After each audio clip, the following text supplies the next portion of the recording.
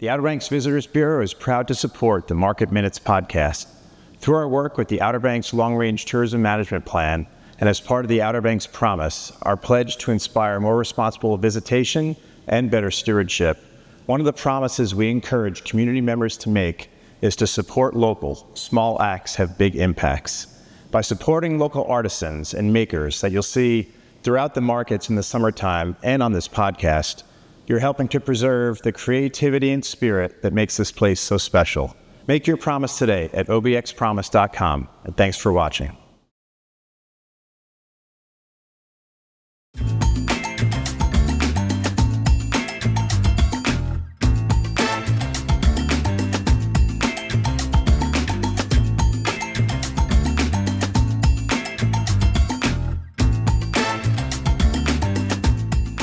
Welcome to another episode of the Market Minutes podcast presented by the Outer Banks Visitors Bureau, joined right now by Merv Rubiano with Strategic Angler Custom Lures in Gyotaku.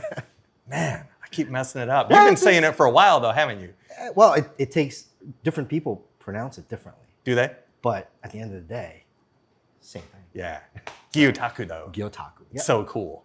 Let's start with that. Okay. Because it's so cool and it's a big part of what you do. So Yes. Tell us about that. Yes. So we moved to the Outer Banks about 4 years ago, a little bit after the pandemic.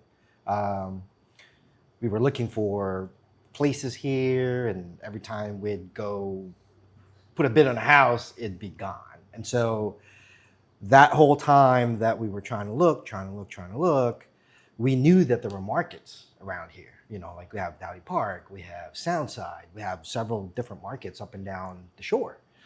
And turns out nobody was doing Gyotaku. So kind of a little bit fast forward to current. When we moved here about 3.5, 4 years ago, we started going to the markets, and you know, I make fishing lures. And so for me, it's all about fish, right?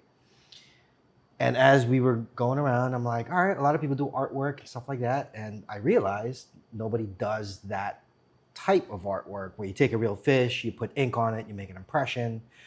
And the reason why I'm telling you that is because I like color, and I've been making lures for about 15 years now. And what I wanted to do is I wanted to kind of offer that to the folks on the Outer Banks, because turns out the last time I believe someone did Gyotaku here was, I believe, like 7 years ago. Like, you'll still see a couple in some of the restaurants.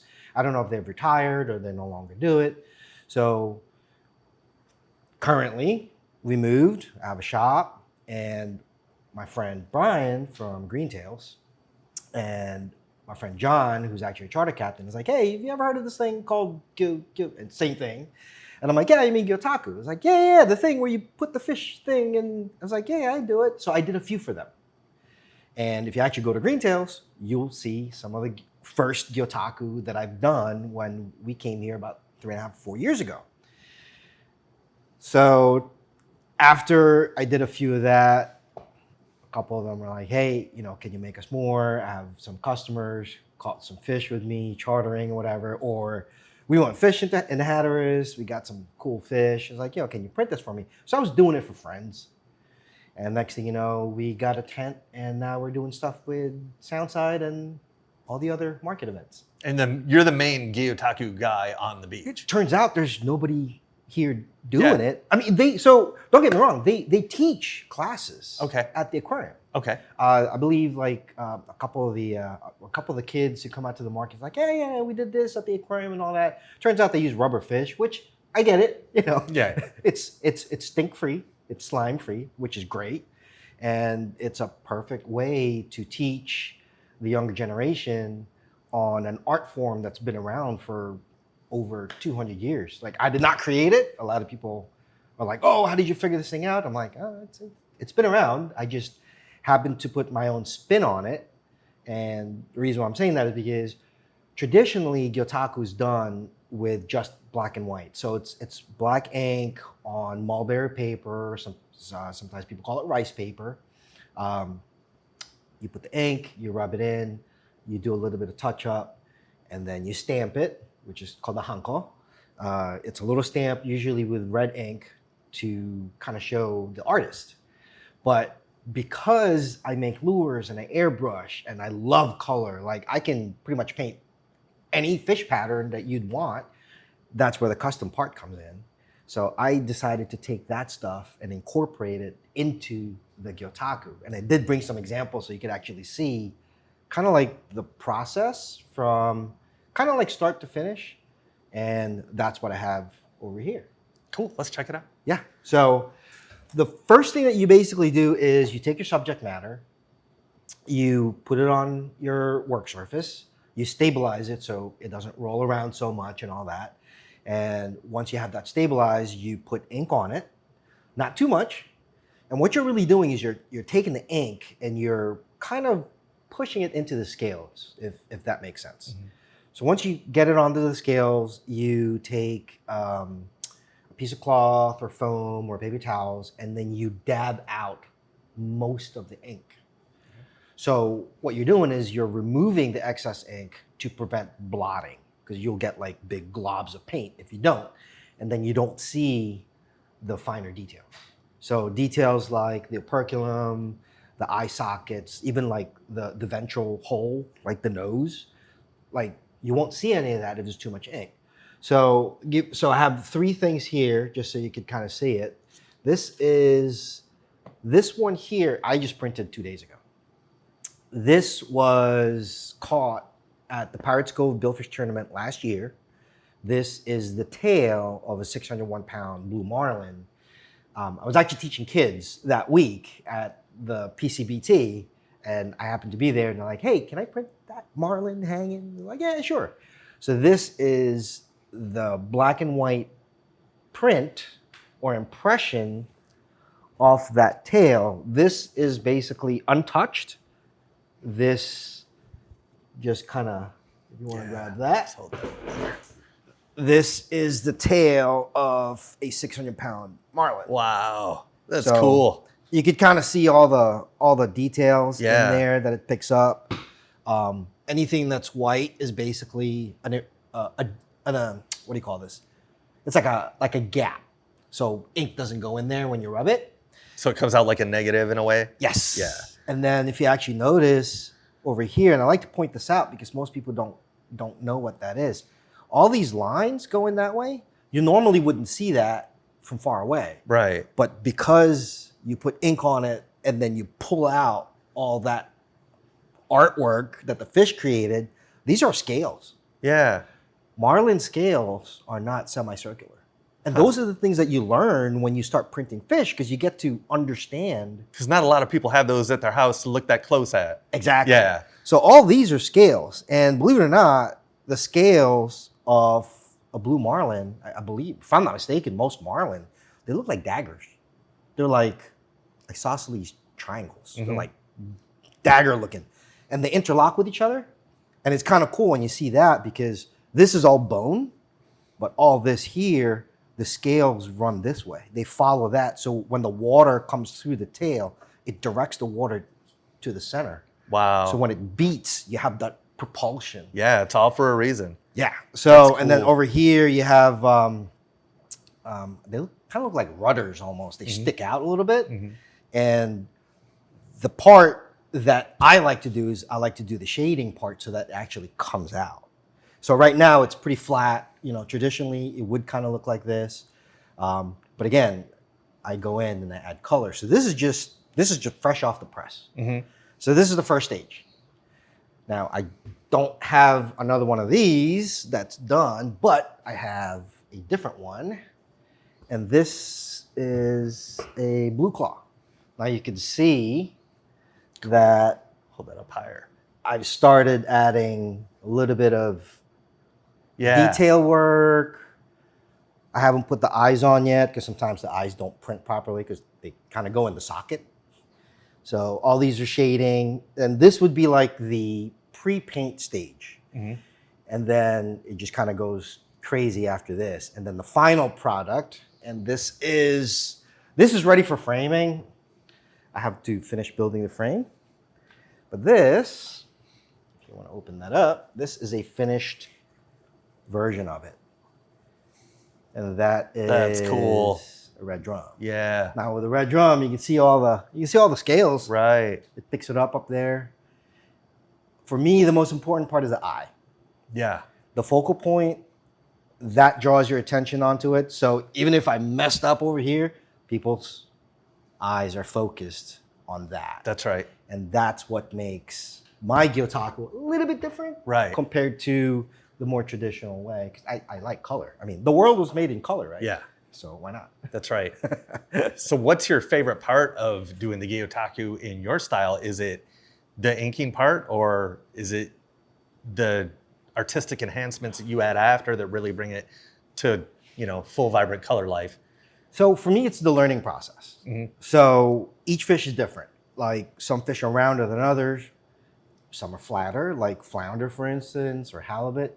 Those are relatively easy to print because they don't move around so much. So for me, it's learning those things, kind of figuring out how much to rub the ink so that you don't go past the halfway line, the halfway point. Kind of like if you can imagine fish laying on its side, halfway point's right here, but because there's no marker, if you take your hand and you rub a little bit past that, that basically makes it all weird looking. So for me, it's learning that process because each individual fish is different. Believe it or not, 90% of the time that I spend printing the first print is not in the inking and rubbing process. It's preparation. You got to get it stable. You have to take your fins. You have to kind of flare them out. You have to put something underneath. Normally you use pins so you can actually jam it in there so the fins open up. Because most of the time when you actually catch fish, they're folded in. Yeah. So you have to open them up. You have, if you wanted the mouth open, you got to open it up a certain way. Kind of putting pieces of paper towel in areas where the gill plates are because it will slime up. And that usually kind of it smudges things. So for me, it's the learning process of that. And then I just zone out when I do color. Right. It's just one layer after another. Kind of like if you think about Photoshop, when you work on Photoshop, you do it in layers. You don't just go in and add color right away. You kind of have to do the transition and the gradients. So for me, it's that constant learning process. And the best part is when you mess up, you can always layer another color on top of it. And you're in flow at that point anyway. Yeah, So, you're just like zoned Yeah. out. So this one, for example, this is a finished giclée print. Now, giclée print, once I get these done, I call them either masters or mothers. I like to call them mothers because they eventually go into a digitized format that I can put on mugs and shirts. That's cool. And that's what we sell at the markets Yeah. because not everyone, we still go to the markets and people are like, oh, those are nice paintings. It's like, well, technically they're not paintings. Like, Right. they're impressions. I'm like, well, what do you mean?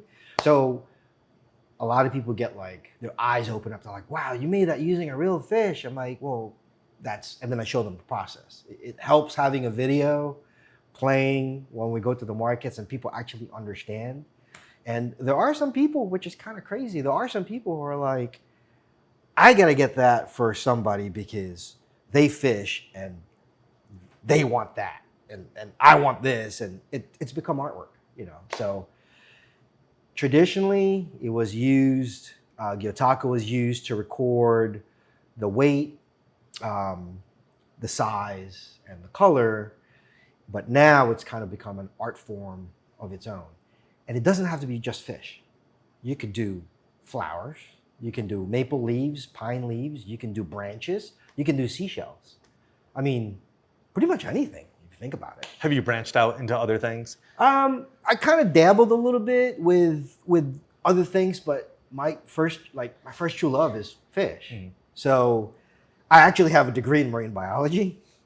And I do have a reef tank. I keep live coral, and I've got saltwater fish. And for me, the symbiosis between all that stuff in the aquatic environment interests me. And so, like even with fish, when you go fishing for mahi, what are they feeding on? That's where the lures come into play. That's what I've been doing for over 15 years. Mm-hmm. And so for me, that whole thing kind of ties everything together. I guess you could kind of say it goes around full circle. You know, I started making lures, started painting them to look like real fish, catch the fish with it. Whatever fish we catch, we print. So it's not just getting fish, like we actually catch our own fish. Yeah. And so that's what I love about it, you know, the whole thing. That's awesome. Yeah. So you started in lures. Yes. And then you started doing the Gyotaku. Officially, like 3 years ago. Okay. Yeah. So tell me the story of how you got started in lures and tell me about some of these lures. These are awesome. You're going to catch some giant fish with these things. Yeah. So I grew up in the Northeast, up in Cape Cod, Massachusetts, New York, New Jersey. We used to live in New Jersey. We used to go to Cape Cod all the time.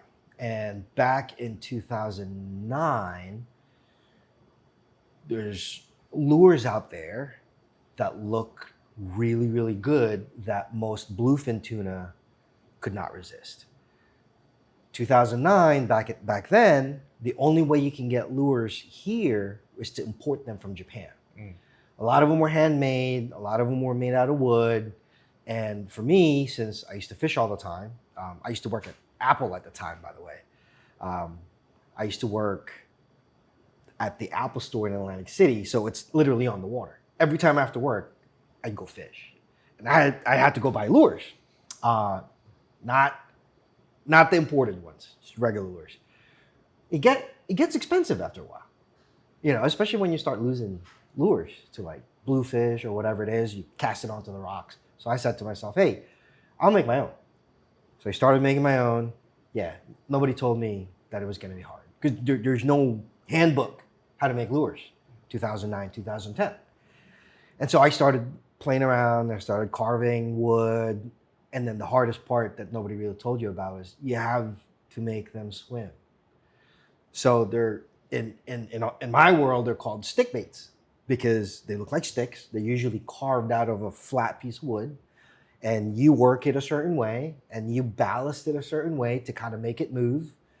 And that to me at that time interested me a lot. Like, how do you get a piece of wood to swim like a real fish? And trial and error. There's like some engineering going on with that art. Yeah, it's again, so back then there was no artwork. It was more like, how do I get this thing to swim? Eventually, I got it to swim, and then I had to teach myself how to airbrush. So the airbrushing part, the foiling part, adding scales, painting it to look like the real fish. It kind of helped that I had a bunch of books from college, from the marine bio days. It's like, okay, ballyhoo has this color on the tail. It's got a long beak. It's a member of the half beak family. So you kind of learn all that stuff and then you incorporate it. So I didn't paint pretty stuff for the first 2 years. It was more like rudimentary. Okay, this looks like the bait fish. Let's see if it works. And eventually they ended up working. Word of mouth.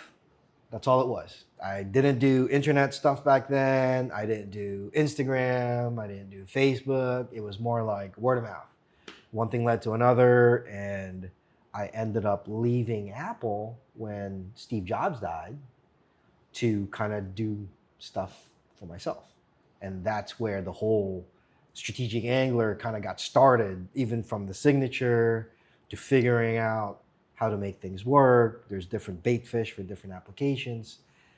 One thing led to another, and that's where we are now with the evolution of everything, starting with lures and now doing Gyotaku. And they kind of intermingle. They kind of cross paths often. So, give you an example. That is how the lures start. Just a plain cast piece. It's molded. It goes into a secondary stage where I'm putting epoxy on it, and I am Sanding it down is a lot of labor. Once that gets done, you put foil on it. And then once you put foil, there's a lot of epoxy in between to kind of get it smooth. It's almost like doing body work in a car, really. And then this would be the final stage. So this is the same lure. It starts from here, goes to the pre-process, and that would be the finished product. That's rad, man. And people fish this, and you can't. They're pretty hard to destroy. Let's put it that way. They're not made out of wood. I started out with wood. My hands couldn't take it. It was just too much of this. So I went the injection molding route. They're actually molded in Wisconsin for me. And so I did away with a couple of steps of the beginning stages. And so majority of what I do now is actually do the final steps because it's a lot of work sanding. And it's kind of one of those where I'm glad that I'm doing Gyotaku because it's a lot less taxing on my hands, a lot less taxing on my lungs, even though I wear a mask.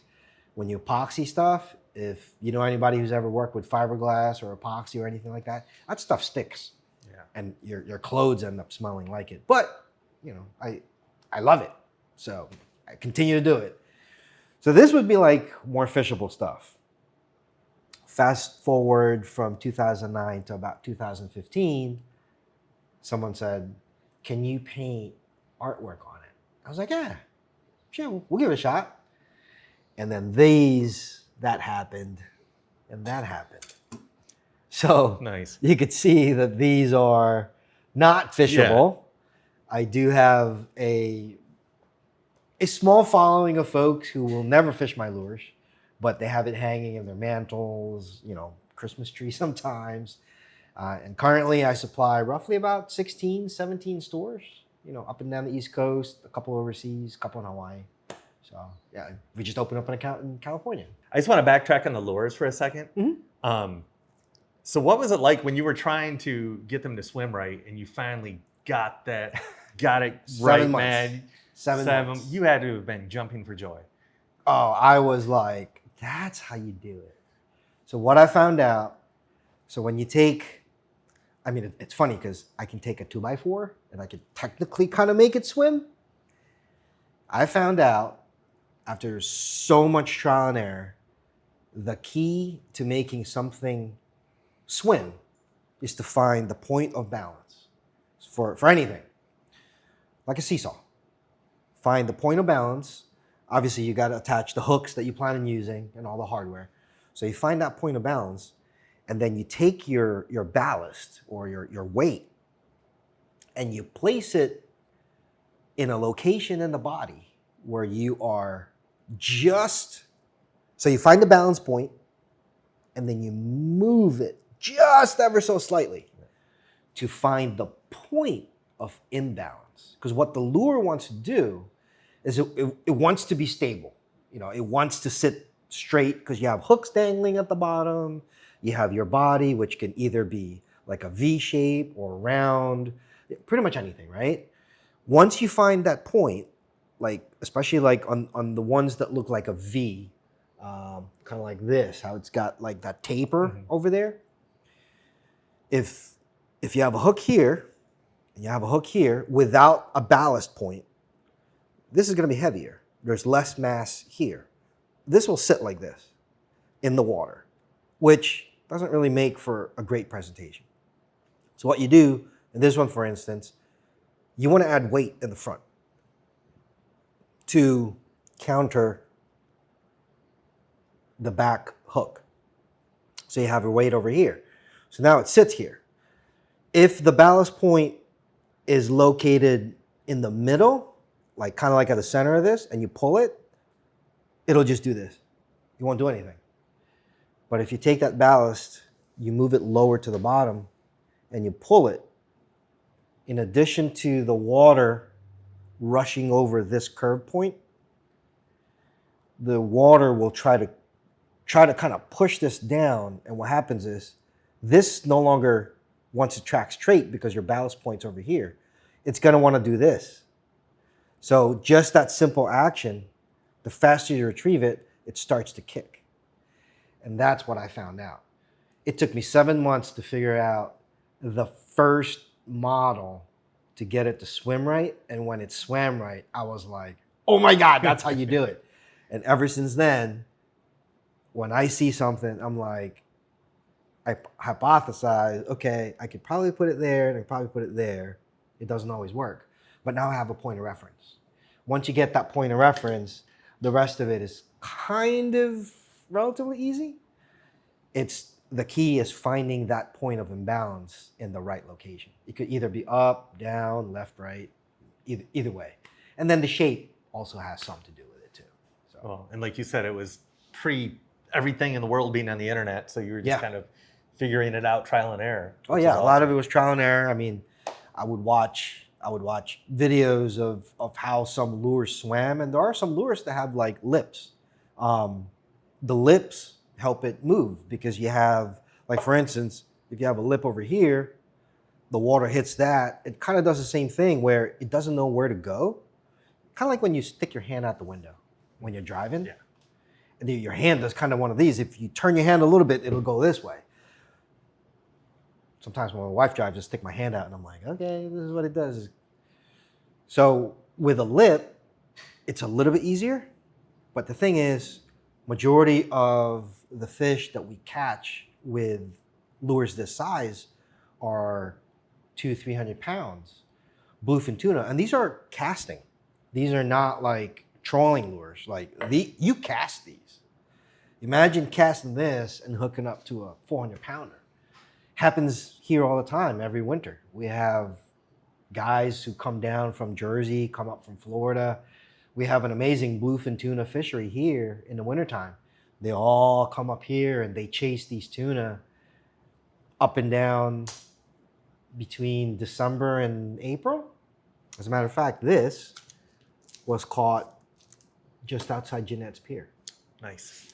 This was 180 pounds. It was 69 inches, and we caught it in about 45 feet of water.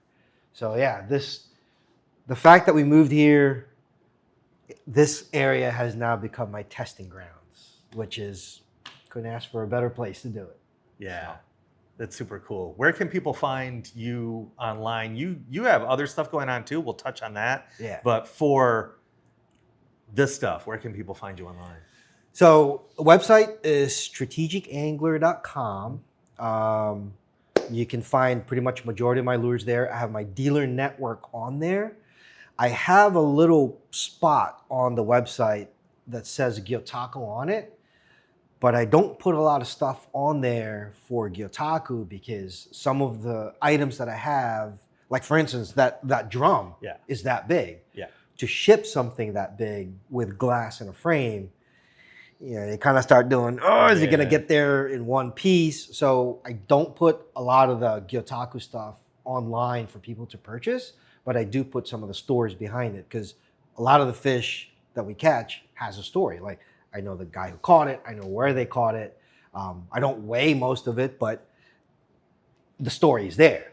So they can find that online. I do have a secondary kind of touching base on the other things that I do. I have a secondary entity called Small Lure Company.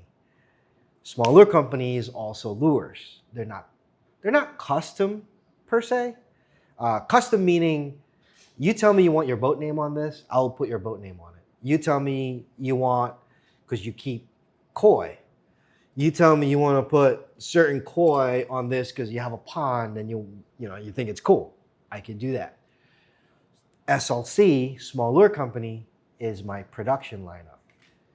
This happened right around the pandemic when I couldn't work because everything was shut down. Mm-hmm. So these guys were born based off of my custom pieces. Nice. Now these guys are made offshore. It's a whole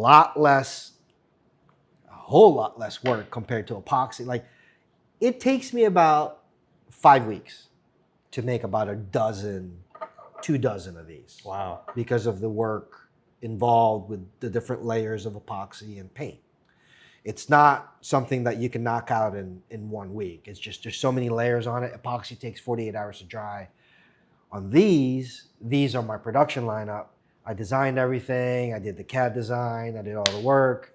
I even prototyped the colors, and then I sent all that design off, and I'm actually partnered with, he's a friend of mine now. He has a factory overseas, and they do the semi-custom work. And the reason why I keep saying semi-custom, custom, semi-custom, is because these are technically semi-custom, because not only are they based off of my custom pieces that are large, they offer a very similar look, Yeah. a very similar paint job. Yeah. And That's cool. Yeah. even the packaging on there, I had to design the packaging because I did not want plastic Right. in my packaging at all. Every time I go fishing, I keep seeing like pieces of plastic. Yeah. I was like, you know what? If I'm gonna make something that is going to be for the masses, where I'm not making like 10 to 20, where I could be selling like 100 to a store. I don't want my name on a piece of plastic that's gonna sit there. That's right. After I'm long gone. That's awesome. The box took me 4 months to design. But It's cool though. no, it's looking different. box. It looks different. Yeah. When you go to a tackle store, you see walls and walls of blues and pinks and everything, and then you come across this one like it's cardboard. Right. Well, I believe the item inside should be the one doing the talking, not the packaging. And I will back all these up because not only do they work and swim like the big ones, they also look the part. And these are all tuna grade. So that's the other thing that I do too, amongst other things. Too many things. Too much Jack going of all on. trades. Too. Hey. Master of none. That's COVID forces you to kind of Yes. change the way you're looking at things. Yes. So, Yes. but it turned out well for you. Well, it's the learning. I'm constantly learning. Even though I have all these things going on, there's still times when I'm like, oh, that's how you do it. Oh, that's how to make it work. Like, it's a learning process for me. Do you ever get to the point where you've mastered something and now you're itching to learn something different? No, I'm always just I don't think I've ever mastered anything, because if you look at some of my original, I'll give you an example. I hid this one. This is one of my very first original lures before I transitioned. That's actually all hand cast, hand poured, the wires hand bent, everything. But compare that to that. Right. Like, Yeah. that's how it's always a learning process. Yeah. So it's you're just leveling up every year. trying to. Yeah. Like, if you look at the wire in the very beginning, that's only 1.6 millimeter. Uh-huh. Somebody caught a huge fish. The bottom wire twisted a little bit. And they're like, hey, I caught this fish. It's beautiful. Can I bend this wire? I was like, you know what? Let me see what I can do about that wire. Yeah. And then I made it 2.2 millimeter, which is really hard to bend. Right. But it's the feedback. It's the constant feedback. People letting me know, even on the artwork. They're like, oh, your fish kind of looks comical. It's cute. And in my mind, I'm like, I don't want it to look comical. I want it to look real. So you're always learning, always learning. So for me, that's the draw. It's learning something that you're really like or passionate about, because once you start doing it and you enjoy it, it shows. It's the process. It's for the you. process. Yeah. You You like don't want to process. say trust the process. Yeah. Trust the process. It's always a process. That's awesome. Merv Rubiano with Strategic Angler Yep. Customs and Gyotaku Fish Prints. I Gyotaku, just said it yep. wrong again, didn't I? Say it again. Gyotaku. Gyotaku. I'm gonna learn that. Yeah, It's so cool. it's around. I need to learn Yeah. how to pronounce it. Yeah, there's- cool history behind it. a lot of places here who actually saw us at the markets or at the shows. They're like, oh, we'd love to put some artwork here and there. And last year was our very first year where we started doing stuff with Alex at Soundside. Like, last year was our first true market year. And within all of 2025, like, I'm glad. I'm happy that people have approached and seen some of the stuff that I'm able to do for our local community. And I am now in Down Creek Gallery in Ocracoke. Oh, nice. I'm in Dare Arts. I am in 3 tackle stores, one in New Jersey, one in Mass, and one in Maryland that carry, actually, I'm sorry, Hatteras Jack. He actually has some of the Gyotaku as well, along with a couple of the local establishments here. So Sea Chef at Oregon Inlet, he has some originals hanging up there on the wall. So I'm just glad that people are actually seeing these things and enjoying them. And when we started doing the markets at Soundside, it was all new to everyone. So it's kind of cool because you get to meet people. And because of that, I've started also teaching kids. You know, they come over to the shop. I teach them how to do, you know, I got families come over. I teach them the process. I show them stuff. And sometimes I do commissions. So yeah, people bring me fish. And if I get to eat them too. It's awesome. Yeah. I mean, the fish is your passion anyway. It's just It is. perfect. So It is. yeah. It is. So cool. You miss the Apple Store? I do. You know what it was? Because I was a manager at Apple. Uh-huh. I miss the camaraderie. Yeah.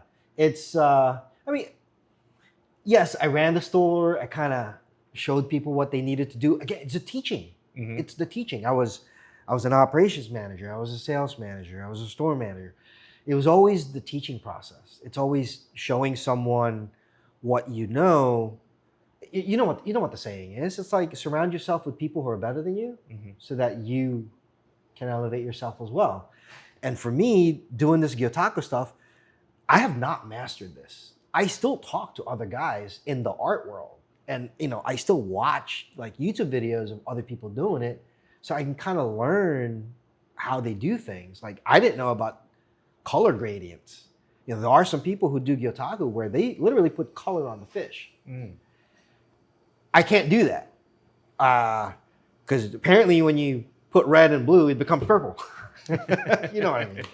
So for me, I always start with a black and white, and then I just layer it. So that's my process. There's different ways of doing it, and there's a heck of a lot more better artists out there who do this stuff compared to me. The lures, I think I've kind of gotten close to being good, but never perfect. And I would never say I'm a master in anything because it's always learning, just a learning process. So yeah, I mean, the markets have helped, and the fact that the market community keeps getting bigger and bigger every year, annually, it just kind of goes to show that there are people who do appreciate the artwork. And that's the reason why we're doing it. Not just us, like all the vendors. Right. If we go out there, and whether it be bread or jewelry, if no one's buying it or no one's interested in it, why do it? Yeah. So that keeps us going. And it's a whole vibe of like-minded people out there. Yes. So yeah, that's cool. It's a whole, what do they call that? It's a community of makers and shakers. And that's what we do. Nice. So this is my full-time gig, between the lures and the Gyotaku. And I don't know if I'd want to do something else other than this. Maybe cook in the kitchen every now and then. Right. Well, Merv, continued growth, and we'll see you out at Soundside Market. Yeah. Thanks for talking to me. Thanks, Chad. Appreciate it.